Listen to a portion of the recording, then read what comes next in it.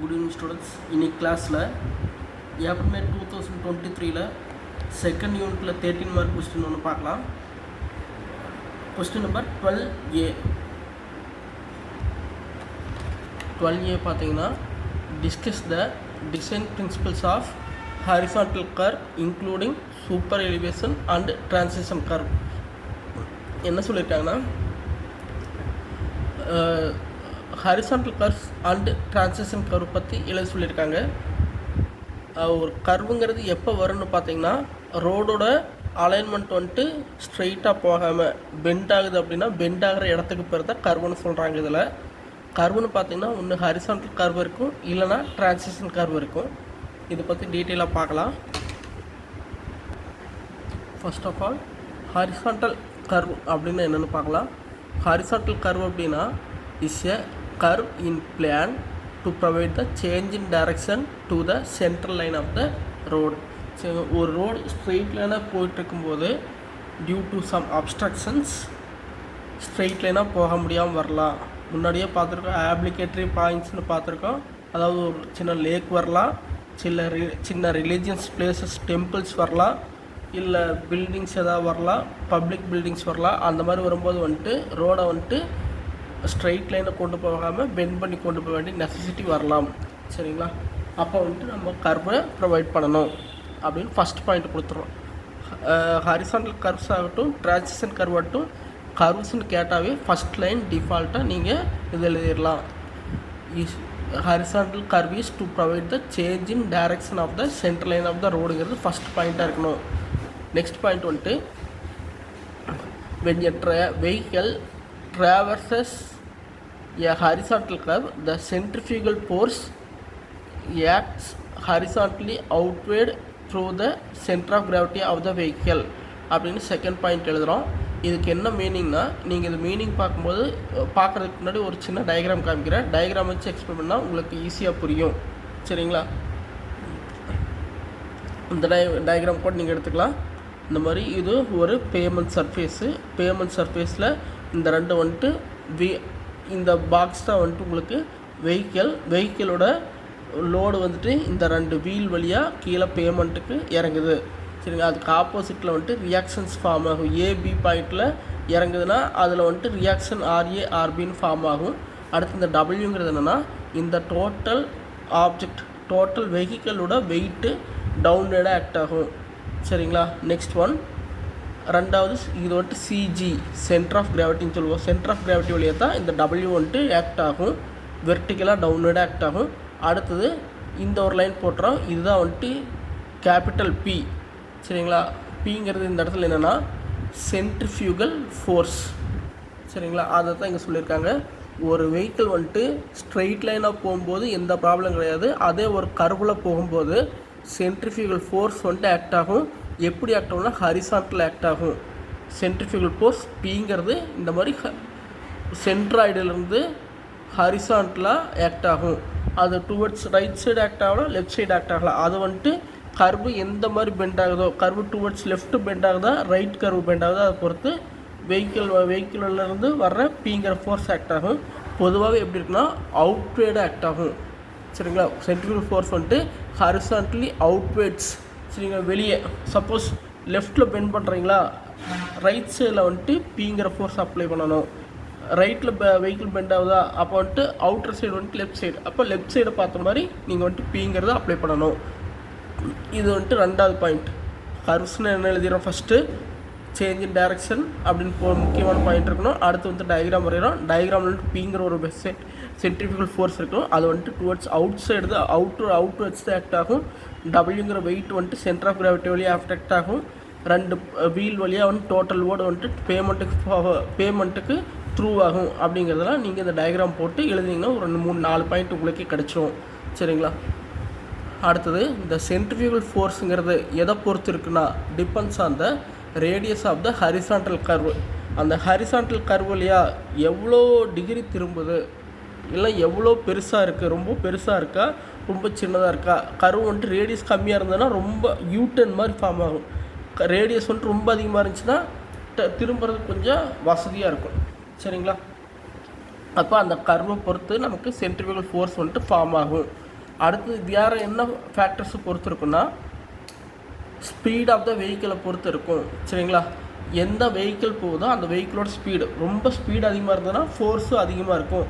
மெதுவாக நீங்கள் இமேஜின் பண்ணி பாருங்கள், ஒரு கர்வில் வந்துட்டு போகும்போது நீங்கள் நார்மலாக ஸ்ட்ரெயிட்டில் போகிறத விட ஸ்பீடு கம்மியாக போவீங்களா அதிகமாக போவீங்களா வச்சு பாருங்கள். கம்மியாக போனீங்கன்னா தான் உங்களுக்கு சேஃப்டி. அப்போ வந்துட்டு ஸ்பீடு அதிகமாக வந்துட்டு உங்களுக்கு ஸ்டெபிலிட்டி வந்துட்டு வெஹிக்கிளுக்கு கம்மியாகும். சரிங்களா, இந்த மாதிரி இந்த டயக்ராம் போட்டு சம்திங் இந்த மாதிரி எழுதிட்டு அதுக்கப்புறமா அடுத்தது இந்த ஃபார்முலா ஒன்று கொடுத்துருங்க. சென்ட்ரிஃபியூகல் ஃபோர்ஸ் கண்டுபிடிக்கிறதுக்கு ஃபார்முலா P = WV²/GR. இதில் டபிள்யூங்கிறது weight of the vehicle downward act ஆகும்னு வச்சுக்கலாம். பிங்கிறது வந்துட்டு centrifugal force outward force act ஆகும், அவுட்வேர்ட் டைரக்ஷனில் ஆக்ட் ஆகும். விங்கிறது வந்துட்டு வெலாசிட்டி ஆஃப் த வெஹிக்கிள் இல்லைனா speed of the vehicle metre per second unit. ஜிங்கிறது ஆக்சலரேஷன் டியூ டு கிராவிட்டி, எப்போவுமே கான்ஸ்டன்ட். ஜிங்கிறது 9.81 மீட்டர்/செகண்ட் ஸ்கொயர். 9.8ன்னு கொடுத்துருக்காங்க, இது ஓகே தான். அடுத்து வந்துட்டு கேபிட்டல் ஆருங்கிறது வந்துட்டு radius of the curve, circular கர்வோட ரேடியஸ். சரிங்களா, இதெல்லாம் போட்டு ஃபார்முலாவில் எழுதிடுறீங்க. இப்போ ஆட்டோமேட்டிக்காக உங்களுக்கு வந்துட்டு கிட்டத்தட்ட ஒரு பேஜ் ஃபில் ஆகிடும். சரிங்களா, அதுக்கப்புறமா என்ன பண்ணுறோன்னா நெக்ஸ்ட் பாயிண்ட் P/W அப்படிங்கிறது பேர் என்னென்னா சென்ட்ரிஃபியூகல் ரேஷியோ இல்லைனா இம்பேக்ட் ஃபேக்டர்னு சொல்லுவாங்க. சரிங்களா, முன்னாடி ஒரு ஃபார்முலா பார்த்தோம் இல்லையா, என்ன ஃபார்முலா பார்த்தோம் அப்படின்னா P சென்ட்ரிஃபியூகல் ஃபோர்ஸ் P = WV²/GRன்னு பார்த்தோம். இதில் வந்துட்டு P/W, W இங்கே வந்துட்டு மேலே நியூமரேட்டர் இருக்குது, அதை ஈக்குவல்ட்டுக்கு லெஃப்ட் ஹேண்ட் சைடு வரும்போது டிவிஷனில் ஒரு டினாமினேட்டர் வந்துடும். அப்போ P/Wங்கிறது என்னவாக இருக்கும், V²/GRன்னு வரும்.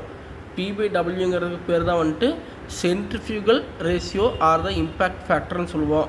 அப்போது P/Wங்கிறதுக்கு என்ன வேல்யூ எப்படி கண்டுபிடிக்கலாம்னா V²/GR போட்டோம்னா P/W ரேஷியோ நமக்கு கிடச்சிரும்.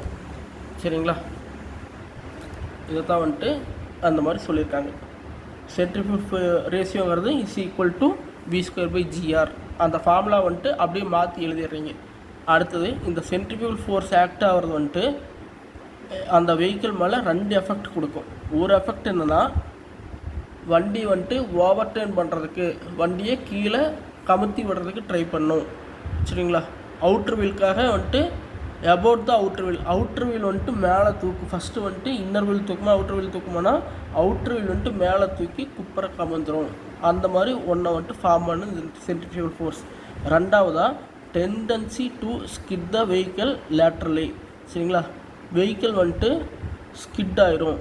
சரிங்களா, வண்டியில் வேகமாக போயிட்டுருப்போம், ஸ்பீடாக போகும்போது வந்துட்டு நீங்கள் கர்வ் வரும்போது சடனாக பிரேக் பண்ணுறீங்கன்னு என்ன வண்டி ஸ்கிட் ஆகிடுச்சுன்னு சொல்கிறோம் இல்லையா, அந்த ஸ்கிட் ஆகி எப்படி விழுவும்போது அவுட்வேர்ட்ஸ் தான் விழுவோம். அவுட்வேர்ட்ஸ் அப்படி இழுத்துக்கிட்டு நம்மளை போகும். சரிங்களா, இந்த ரெண்டும் வந்துட்டு இந்த ஹரிசாண்டல் கர்வ்னால் நமக்கு வண்டியில் ஏற்படுற விளைவுகள். சரிங்களா, கிட்டத்தட்ட உங்களுக்கு வந்துட்டு எழுதுனீங்கன்னாவே ஒரு பேஜுக்கு மேலே கிராஸ் பண்ணிடலாம். இதெல்லாம் காமனான பாயிண்ட். சரிங்களா, இன்னொரு டயக்ராமும் இந்த மாதிரி வரையலாம். சரிங்களா, அதே டயக்ராம் தான் கொஞ்சம் மாடிஃபை பண்ணியிருக்காங்க. அவுட்ரு சைடுன்னு ஒன்று கொடுத்துருக்காங்க. 2 தனித்தனி டயக்ராம் தனித்தனியாகவே நீங்கள் வரையலாம். அதே மாதிரி டயக்ராம் வரைஞ்சிட்டு அவுட்டர் சைடு ஒன்று எடுத்துக்கோங்க, inner side of the curve ஒன்று எடுத்துக்கிறோம். இது அவுட்டர் சைடுன்னு எழுதிக்கிறோம், வண்டியோட அவுட்டர் சைடுன்னு எழுதிக்கிறோம். சிஜி சென்டர் ஆஃப் கிராவிட்டி, பிங்கிறது சென்ட்ரிஃபியூகல் ஃபோர்ஸு. அடிஷ்னலாக வந்துட்டு ஏபி அதே தான் இருக்குது. என்ன எக்ஸ்ட்ரா வருதுன்னா இந்த வெயிட்டுங்கிறது வந்துட்டு இந்த வீல்லேருந்து இந்த வெயிட் வரைக்கும் B/2, அதே மாதிரி இந்த வெயிட்லேருந்து இந்த B வரைக்கும் B/2 பாதியாக பிரிச்சு டோட்டலாக வந்துட்டு B breadth of the vehicle அப்படிங்கிறது centre to centre of the டயருங்கிறது B. அதில் வந்துட்டு வெயிட் எங்கே ஆக்ட் ஆகும்னா சென்ட்ராய்டில் ஆக்ட் ஆகும். அப்போது Bங்கிறது இந்த பக்கம் பாதி இந்த பக்கம் பாதி B/2 ஆகும். அடுத்து வந்துட்டு இந்த ஹைட் எவ்வளோ இருக்கும், Pங்கிற ஃபோர்ஸ் எங்கே இருக்கும், இந்த பஸ்ஸோட மிட் பாயிண்டில் இருக்கும். மிட் பாயிண்ட்டை ஹச்சுன்னு எடுத்துக்கிறோம்.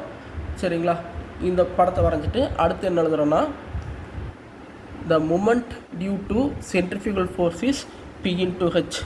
சரிங்களா, இந்த இடத்துல சென்ட்ரிஃபியூகல் ஃபோர்ஸோட மொமெண்ட் பார்த்தோம்னா ஃபோர்ஸ் இன்ட்டு டிஸ்டன்ஸ் P/H. இது ஒரு லைன் எழுதுகிறோம். நெக்ஸ்ட் லைன் வந்துட்டு இது எப்படி ரெசிஸ்ட் பண்ணுறாங்க, இதை வந்துட்டு இதுக்கு எதிர்த்து எப்படி அந்த வண்டியை பேலன்ஸ் பண்ணலாம் அப்படின்னா வண்டியோட வெயிட் அது எப்படி ஆக்ட் ஆகுது, வெர்டிக்கலாக ஆக்ட் ஆகுது. Pங்கிறது ஹரிசாண்டல் ஆக்ட் ஆகுது. இந்த ஹரிசாண்டல் பேலன்ஸ் பண்ணோன்னா வெர்டிக்கலாக ஒரு லோடு அப்ளை பண்ணுறோம். அதுக்கு வந்துட்டு வேல்யூ வந்துட்டு டபிள்யூ. அதோட centre of distance, centre of gravity moment கண்டுபிடிச்சுன்னா W into horizontal distance b/2. அப்போது horizontal distance horizontal force into vertical distance, that is p into h எதுக்கு ஈக்குவலாக இருக்கணும்னா வெர்டிக்கல் ஃபோர்ஸ் இன்ட்டு ஹரிசான்டல் டிஸ்டன்ஸ்க்கு ஈக்குவலாக இருக்கணும். அப்போ என்ன பண்ணிக்கலாம்னா ph is equal to w/b/2 அப்படின்னு நீங்கள் எழுதிக்கலாம்.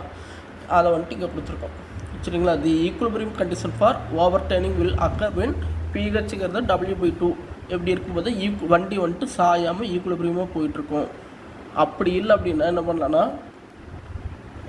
p/w is equal to b/2hன்னு வச்சுக்கலாம். b/2hன்னு எழுதிக்கலாம். இந்த ஃபார்முலா மனப்பாடம் பண்ணிக்கோங்க சரிங்களா. இதெல்லாம் நீங்கள் கொடுத்தீங்கன்னாவே கிட்டத்தட்ட வந்துட்டு உங்களுக்கு 2 pages பக்கமாக கவர் ஆயிரும். முன்னாடியே சொல்லியிருக்கேன் ஒரு 13 மார்க்ஸ்னால் வந்துட்டு மினிமம் ஒரு 3 pages எழுதணும்னு சொல்லியிருக்கேன்.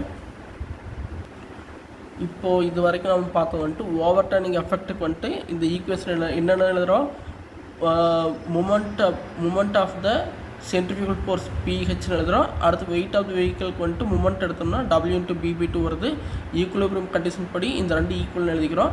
அடுத்து வந்துட்டு இன்னொரு டைம் ஆர் p/wங்கிறது b/hன்னு எழுதிக்கலாம். இங்கே இருக்கு இல்லையா p/wங்கிறது என்னாகும், இந்த ஹச் வந்துட்டு கீழே வந்துடும், b/2hன்னு வந்துடும் சரிங்களா. இது என்ன முன்னாடியே நம்ம பார்த்துருக்கோம்.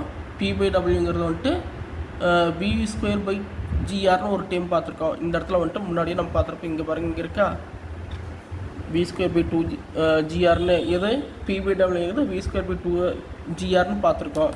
அப்போது இங்கே ஒன்று என்ன ஆகுதுன்னா p/wங்கிறது b/2hன்னு வருது. இந்த ரெண்டு ஈக்குவல் சரிங்களா அப்படின்னு இது ஒரு முடிச்சிடும். இது வந்துட்டு ஓவர் டர்னிங் எஃபெக்ட்டுக்கு. அடுத்து வந்துட்டு ட்ரான்ஸ்வர்ஸ் ஸ்கிட்டிங் எஃபெக்ட் அப்படின்னு வருது.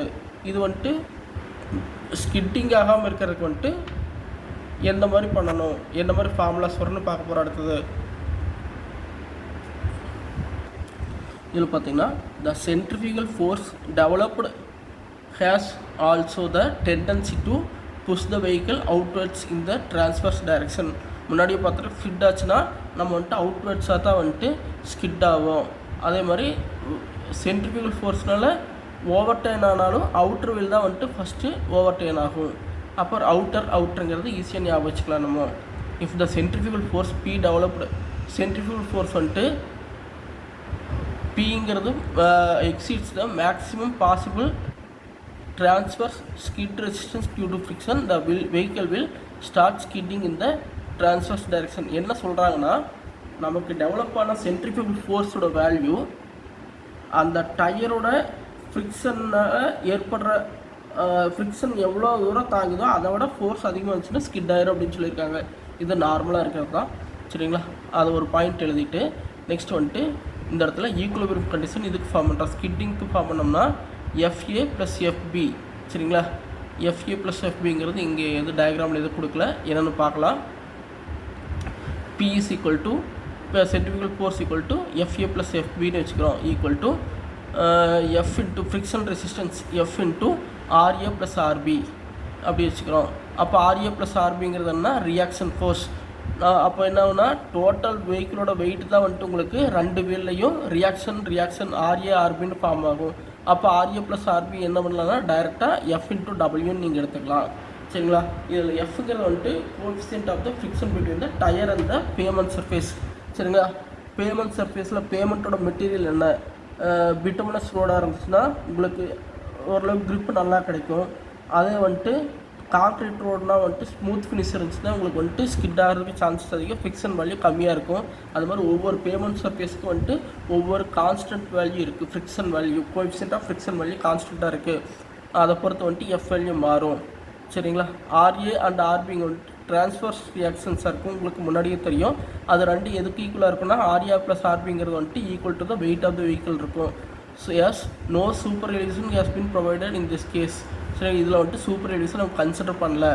Since P is equal to F × W இங்கே கண்டுபிடிச்சிருக்கு. P = F × W நீங்கள் கண்டுபிடிச்சிருக்கோம். த சென்ட்ரிஃபியூகல் ரேஷியோ P/Wங்கிறது என்னவாக இருக்கும், ஈக்குவல் டு Fன்னு வரும். P P equal to F into டபிள்யூன்னு இருக்குது. P பை டபிள்யூனா என்ன ஆகும், டபிள்யூ கீழே போயிடும், எஃப் மட்டும் இருக்கும்.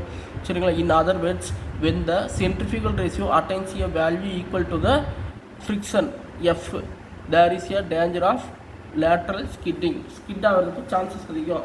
ஸோ எப்போ சென்ட்ரிஃபியூகல் ரேஷியோ வந்துட்டு ஃப்ரிக்ஷனோட வேல்யூக்கு ஈக்குவலாக வரும்போது ஸ்கிட் ஆயிரும் அப்படின்னு சொல்லியிருக்காங்க. சரிங்களா.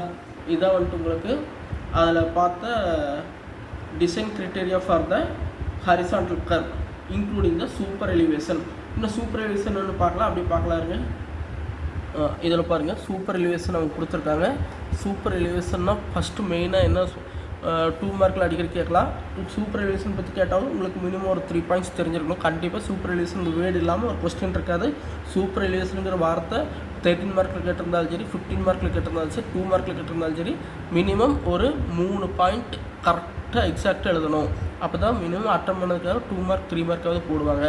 சரி, சூப்பர் எலிவேஷன் எப்படின்னு என்ன, சூப்பர் எலிவேஷன்னா ஃபஸ்ட்டு என்ன ஞாபகம் வச்சுக்கிறீங்கன்னா,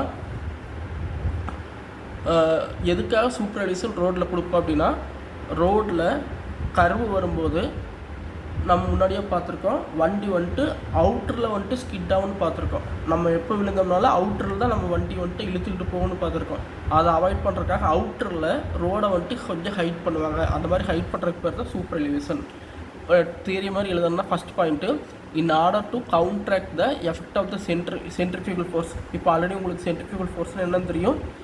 அதனால் வண்டி வந்துட்டு ஓவர் டேர்ன் ஆகும், இல்லை ஸ்கிட் ஆகும்னு தெரியும். அதனால் என்ன பண்ணுறேன்னா, the outer edge of the, இந்த வேர்டு தான் முக்கியம், the outer edge of the pavement is raised with respect to the inner edge.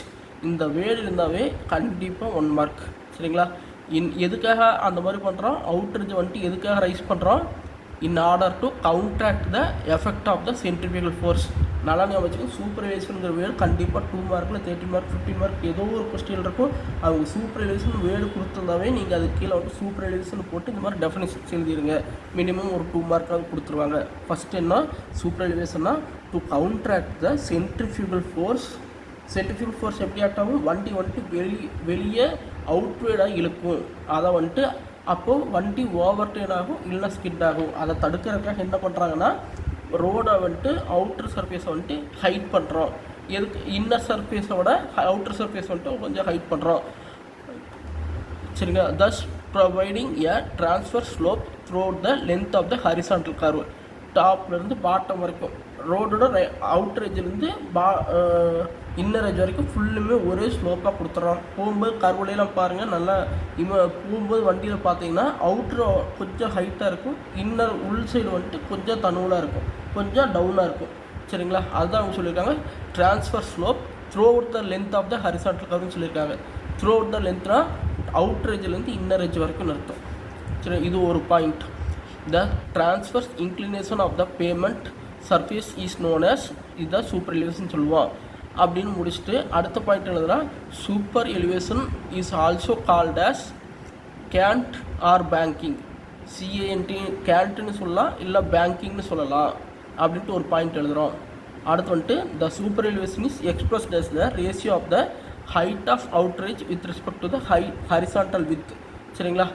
அடுத்து எப்படி எக்ஸ்பிரஸ் பண்ணணும் சூப்பர் எலிவேஷன் அப்படின்னு பார்த்தீங்கன்னா, ஹைட் ஆஃப் த அவுட்ரேஜ் வந்துட்டு இன்னர் எட்ஜோட அவுட்ரேஜ் எவ்வளோ ஹைட்டாக இருக்குது, 10 சென்டிமீட்டரோ 15 சென்டிமீட்டரோ இருக்கலாம்.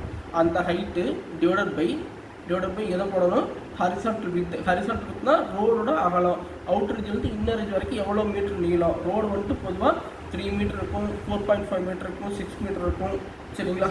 அப்போது அவுட்ரேஜோட இன்னர் எட்ஜ் எவ்வளோ ஹைட், இன்னர் எட்ஜோட அவுட்ரேஜ் எவ்வளோ ஹைட்டாக இருக்குது, வெர்டிக்கலாக எவ்வளோ ஹைட்டாக இருக்குது. அதே மாதிரி இன்னர் எட்ஜ் அவுட்ரேஜுக்கு வந்துட்டு ஹரிசாண்டலில் எவ்வளோ டிஸ்டன்ஸ் இருக்குது, 3 மீட்டர் ரோடா.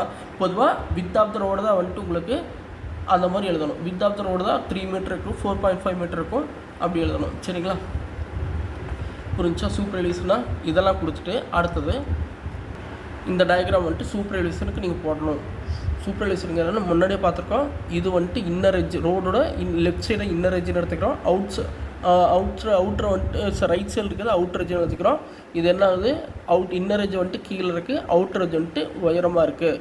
இந்த டிஸ்டன்ஸ், இந்த வெர்டிக்கல் டிஸ்டன்ஸையும் டிவைடட் பை இந்த டிஸ்டன்ஸ் எம்மிலேருந்து என் வரைக்கும் இருக்கிற ஹரிசாண்டல் டிஸ்டன்ஸ், இதுதான் வித் ஆஃப் த ரோடு. சரிங்களா. இது ரெண்டுக்குள்ள ரேஷியோ தான் வந்துட்டு நம்ம என்ன சொல்லுவோம்னா சூப்பர் எலிவேஷன் எக்ஸ்பிரஸ் பண்ணுவோம். அதை வந்துட்டு ஸ்மால் ஜின்னு டினோட் பண்ணுவோம். முன்னாடி பார்த்தா அதே ஃபிகர் தான். ஒரு வண்டி மேலே போகிற மாதிரி போகிறோம், அதுக்கு 2 வீல் கீழே வந்துட்டு பேமெண்ட்டில் டச் ஆகிட்டுருக்கு. Width of the pavement capital பின்னு போட்டுக்கிறோம். அடுத்து வந்துட்டு இந்த இடத்துல டீட்டா, ஏன் டீட்டா இன்னர் ரேஞ்சோட அவுட்டர் ரேஞ்ச் வந்துட்டு மேலே தூக்கிட்டு இருக்கு. அது எவ்வளோ வேல்யூ அதை வந்துட்டு டிகிரியில் வந்துட்டு டீட்டான்னு மென்ஷன் பண்ணிடுறோம். இங்கே ஒரு சென்ட்ரிஃபியூகல் ஃபோர்ஸ் இருக்குது, கீழே டவுன்வேர்டாக W ஒன்று இருக்குது. டிஃபால்ட்டாக வந்துட்டு இதெல்லாம் போட்டு வச்சிங்கனாவே ஆட்டோமேட்டிக்காக 2 மார்க் 3 மார்க் கொடுத்துருவாங்க. நீங்கள் சூப்பர்வைசனுக்கு டெஃபினேஷன் கேட்டால் மட்டும்தான் இது எழுதுறது கிடையாது. சூப்பர்வைசன் கொஸ்டினில் எந்த போர்ஷனில் கேட்டிருந்தாலும் கண்ணை மூடிட்டு நீங்கள் எழுதி வைக்கலாம். சரிங்களா? சென்ட்ரிஃபியூகல் ஃபோர்ஸ்னால் முன்னாடியே உங்களுக்கு தெரியும், P = WV²/GRன்னு ஒரு ஃபார்முலா படிச்சிருப்போம். சரிங்களா? முன்னாடியே இதெல்லாம் பார்த்தது தான். ஒன்ஸ் கோ த்ரூ பண்ணிக்கோங்க. ஈஸியாக நீங்கள் கர்வ்ஸ் பற்றி கேட்டாவே கண்டிப்பாக நீங்கள் 13 மார்க்ஸ் வாங்கிடலாம். 3 பேஜ் எழுதணும், 3 பேஜ் உங்களால் ஈஸியாக கவர் பண்ண முடியும். ஓகேங்களா? சூப்பர் எலிவேஷனுக்கு ப்ராப்ளம் மாதிரி 1 மார்க்கில் 2 மார்க்கில் கேட்கலாம். அந்த மாதிரி கேட்டாங்கனாலும் ஈங்கிறதுக்கு ஃபார்முலா V²/GR × V²/127R. ஆருங்கிறது ரேடியஸ்னு உங்களுக்கு தெரியும், V²ங்கிறது வந்துட்டு வெஹிக்கிளோட ஸ்பீடுன்னு தெரியும். அடுத்து கேபிட்டல் ஆருங்கிறது ரேடியஸ் தெரியும், ஜிங்கிற வேல்யூ தெரியும், விங்கிறது வந்துட்டு ஸ்பீட் ஆஃப் த வெஹிக்கிள்னு தெரியும். எல்லா வேல்யூஸ் கொடுத்துருப்பாங்க. நீங்கள் சப்ஸ்டிட் பண்ணி வேல்யூ சூப்பர் எலிவேஷனோட வேல்யூ நீங்கள் போடணும். சரிங்களா? இப்போது இதுலேயே ஒரு ப்ராப்ளம் பார்க்கலாம். The radius of the horizontal curve. சரி, ப்ராப்ளம் வந்துட்டு நெக்ஸ்ட் வீடியோவில் பார்க்கலாம்.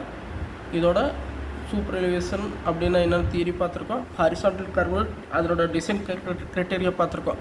சரிங்களா? திரும்ப ஒரு சம்மரைஸ் பண்ணிடலாம். ஃபஸ்ட்டு என்ன பண்ணுறோம்,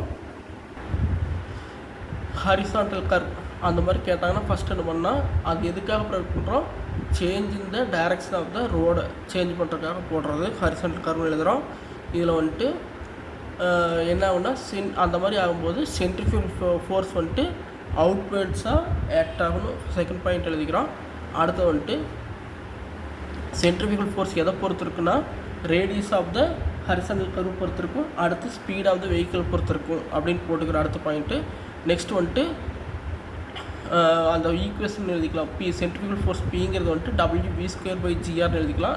Wனா என்ன, Vனா என்ன, Vனா வெலாசிட்டி, Gனா அக்ஸலரேஷன் டியூ டு கிராவிட்டி 9.81, Rனா radius of the horizontal curve, Wங்கிறது வந்துட்டு உங்களுக்கு Wங்கிறது வெயிட் ஆஃப் த வெஹிக்கிள்னு எழுதிக்கலாம். சரிங்களா? இதெல்லாம் கொடுத்துட்டு அடுத்து ஒரு டயக்ராம் ஒன்று வரைஞ்சிடறோம். டயக்ராம் அது கீழே இருக்கிறத கூட நீங்கள் எடுத்துக்கலாம். சரி, டயக்ராம் இதை வரைஞ்சிட்டு கீழே வந்துட்டு இது ஒரு ரெக்டாங்கிள் ஷேப். இது வண்டியோட அவுட்டர் போர்ஷன் வரைஞ்சிருக்கோம். சென்டர் ஆஃப் கிராவிட்டி இருக்குது, அதுலேருந்து டவுனோடாக ஒரு வெயிட் ஆக்ட் ஆகுது, ஹரிசான்டலாக சென்ட்ரிஃபியூகல் ஃபோர்ஸ் ஆக்ட் ஆகுது. அடுத்து வந்துட்டு ஏங்கிற இடத்துல பிங்கிற இடத்துல பாயிண்ட்லேயும் டயர் வந்துட்டு பேமெண்ட் மேலே டச் ஆகுது. அதனால் அதில் ரியாக்ஷன் ஃபோர்ஸ் வந்துட்டு RB RAன்னு 2 ஃபார்ம் ஆகிருக்கும். அது மாதிரி எழுதிக்கிறோம். அடுத்தது வந்துட்டு நெக்ஸ்ட் ஒன், அதனால் சென்ட்ரிஃபியூகல் ஃபோர்ஸ்னால வண்டியில் என்னென்ன மாதிரி எஃபெக்ட் ஆகும் அப்படின்னு பார்த்தீங்கன்னா tendency to overturn the vehicle. First ஒன்று அது ஒன்றாகும். வெஹிக்கிளை வந்துட்டு ஓவர்டர்ன் ஆகாது, அவுட்டர் வீலை வந்துட்டு அப்படியே குப்பரை கவுந்துரும் வண்டி. இல்லைனா வண்டி வந்துட்டு வெளியே வந்துட்டு அவுட்டர்டாக ஸ்கிட் ஆகி வெளியே இழுத்துட்டு போயிடும். இந்த 2 நடக்கும். இந்த 2 நடக்கிறதுக்கு வந்துட்டு ஓவர்டர்னிங் எஃபெக்ட்னா இந்த படத்தை போட்டு என்ன பண்ணுறோம், ஃபஸ்ட்டு இது வண்டி ஸ்டேபிளாக இருக்கணும்னா 2 மூமெண்ட் சேமாக இருக்கணும். என்னென்னா சென்ட்ரிஃபியூகல் ஃபோர்ஸ்னால வர மூமெண்ட் P×H, அடுத்தது இந்த வெர்டிக்கல் வெயிட் Wனால் வர மூமெண்ட் W×B/2, இந்த 2 சேமாக இருந்தால் தான் வண்டி வந்துட்டு ஈக்குவலிபிரியமாக இருக்கும் அப்படின்ட்டு ஒரு இது முடிச்சிடறோம். அடுத்து முக்கியமானது சொல்ல மறந்துட்டேன், சென்ட்ரிஃபியூகல் ரேஷியோங்கிறது சொல்ல மறந்துட்டேன். P/Wங்கிறது தான் சென்ட்ரிஃபியூகல் ரேஷியோ. இதெல்லாம் எழுதிட்டு அடுத்தது ட்ரான்ஸ்ஃபர் ஸ்கிட்டிங் எஃபெக்ட்டுக்கு வந்துட்டு P சென்ட்ரிஃபியூகல் ஃபோர்ஸ் எப்படி இருக்குன்னா FA + FBன்னு இருக்கணும். இந்த 2ஐயும் வந்துட்டு டோட்டல் பண்ண கிடைக்கிறதா வந்துட்டு சென்ட்ரிஃபியூகல் ஃபோர்ஸு. இதுக்கு என்ன பண்ணலான்னா FAFBங்கிறது வந்துட்டு friction resistance into RA plus friction resistance into RBன்னு போடலாம். இப்போ இது F காமன் எடுத்துட்டோம்னா RA + RBன்னு ஆகும். RA + RBங்கிறது ஒன்றும் இல்லை, ரியாக்ஷன் தான். ரியாக்ஷனுங்கிறது என்ன, total weight of the vehicle தான். அதனால் வந்துட்டு RA + RBயை Wன்னு ரீப்ளேஸ் பண்ணி எழுதிக்கலாம். இந்த மாதிரி எழுதிட்டு சூப்பர் எலிவேஷனாக என்னென்ன ஒரு ட்ராயிங் வரைகிறோம். அந்த ட்ராயிங் தருது. சூப்பர் எலிவேஷனாக ஒன்றும் இல்லை, to counteract the diagram first பார்த்துலாம். டயக்ராம் வந்துட்டு இன்னர் லெஃப்ட் சைடு இருக்கிறது வந்துட்டு இன்னர் எட்ஜ், அவுட்டர் எட்ஜ் வந்துட்டு ரைட் சைடு இருக்குது. இது 2க்கு வந்துட்டு அவுட்டர் எட்ஜ் வந்துட்டு ரைஸ் பண்ணி வச்சுருக்காங்க, அதோட டீட்டான்னு இங்கே வச்சுக்கிறோம். அடுத்து இது Bங்கிறது வந்துட்டு பிரெத் ஆஃப் த ஹைவே. அடுத்து வந்துட்டு இது வண்டி, இது வெஹிக்கிளோட பாடி அதனோட வெயிட் வந்து டபிள்யூ ஆக்ட் ஆகுது, பிங்கிறது சென்ட்ரிஃபியூகல் ஃபோர்ஸ் ஆக்ட் ஆகுது. முன்னாடி எல்லா டயக்ராம்லையும் வர்றது தான் இது. சரிங்களா? சூப்பர் எலிவேஷன்னா ஃபஸ்ட்டு டெஃபனிஷன் மாதிரி கேட்டாங்கன்னா சூப்பர் எலிவேஷனுங்கிறது எதுக்கு அப்ரோட் பண்ணுறோம்? To counter the centrifugal force. சரிங்களா? சென்ட்ரிஃபியூகல் ஃபோர்ஸ் ரெசிஸ்ட் பண்ணுறதுக்காக தான் அது போடுறோம். ரெசிஸ்ட் பண்ணாமல் விட்டோம்னா வண்டி வந்துட்டு ஓவர் டர்ன் ஆயிரும், இல்லை ஸ்கிட்டிங் ஆயிரும். முன்னாடி அதை பார்த்துருக்கோம். சரிங்களா? அதுக்காக என்ன பண்ணுறோம்? பேமெண்ட் வந்துட்டு அவுட்ரேஜை வந்துட்டு இன்னரேஜோட அதிகமாக ரைஸ் பண்ணுறோம். சரிங்களா? அப்படி எழுதிக்கிறோம். அடுத்து இந்த இதுக்கு பேர் தான் இந்த மாதிரி டிரான்ஸ்ஃபர்ஸ் இன்க்ளினேஷன் ரோடை வந்துட்டு இன்க்ளைண்டாக போடுறதுக்கு பேர் தான் வந்துட்டு சூப்பர் எலிவேஷன் பிடிக்கிறோம். அதுக்கு இன்னொரு பேர் இருக்குது, கேண்ட் ஆர் பேங்கிங் இன்னொரு பேர் இருக்குது. ஈங்கிறதுக்கு வந்துட்டு ஈங்கிறது எப்படி எக்ஸ்பிரஸ் பண்ணலான்னா ratio of the height of the outer edge with respect to the horizontal width. சரிங்களா? அப்படின்னு போட்டு இஸ் ஈக்குவல் டு அந்த டயக்ராமில் NL/MLன்னு வருது. அது ஈங்கிறது tan θன்னு எடுத்துக்கலாம். இந்த டயக்ராமில் பாருங்கள், இந்த இடத்துல L வந்திருக்கணும். L உங்களுக்கு கிளியராக தெரியல நமக்கு. இது NL என்ன? Vertical ratio of the height of the இது வந்துட்டு NL டிவைட் பை வித் வந்துட்டு horizontal distance ML. NL divide by ML வந்துட்டு உங்களுக்கு சூப்பர் எலிவேஷன் ஈங்கிறது. அதுக்கு பார்த்தீங்கன்னா இது எப்படி சொல்லலாம்னா இது ஹைபட்டானஸ் பேமெண்ட் வந்துட்டு ஹைபட்டானஸ், இது வந்துட்டு அட்ஜசன்ட்டு, இது வந்துட்டு ஆப்போசிட்டு. அப்போ அட்ஜசன்ட் ஆப்போசிட்டு வர மாதிரி இருந்ததுன்னா tan θன்னு வரும். இந்த ஆங்கிள் வேணுன்னா tan θ போட்டோம்னா அந்த ஆங்கிள் கண்டுபிடிச்சிடலாம். அதை தான் வந்துட்டு உங்களுக்கு E is equal to NL/ML equal to tan θன்னு போட்டு வச்சுருக்கோம். சரிங்களா? பொதுவாக tan θ வேல்யூ வந்துட்டு 0.07ஓட அதிகமாக போகக்கூடாது. சரிங்களா? ப்ராக்டிக்கலாக வந்துட்டு tan θங்கிறது எப்பவுமே எப்படி இருக்குன்னா ஈக்குவல் டு sin θன்னு வரும் அப்படின்னு முடிச்சிடறோம். சரிங்களா? இது வந்துட்டு சூப்பர் எலிவேஷன் வந்தாவே நீங்கள் இந்த டயக்ராமில் போட்டு ஒரு 4-5 பாயிண்ட் எழுதி வச்சிங்கன்னா மினிமம் ஒரு 3 மார்க்காவது கொடுத்துருவாங்க.